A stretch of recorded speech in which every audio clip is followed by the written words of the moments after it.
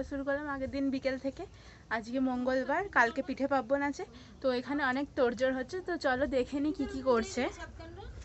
বড় মা নারকল কুড়ছে, মা তরকারির জন্য বাঁধাকপি কুড়ছে। এখানে জেম্মা নারকল কুড়ছে।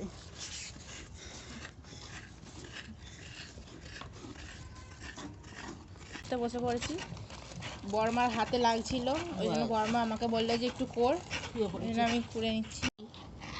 গাইজ অলরেডি এতটা নারকল আমি কুড়ে ফেলেছি, এখনও বাকি আছে একটুখানি কোড়া, ওটা কুড়ি। এখানে আমরা পিঠে করতে বসে পড়েছি।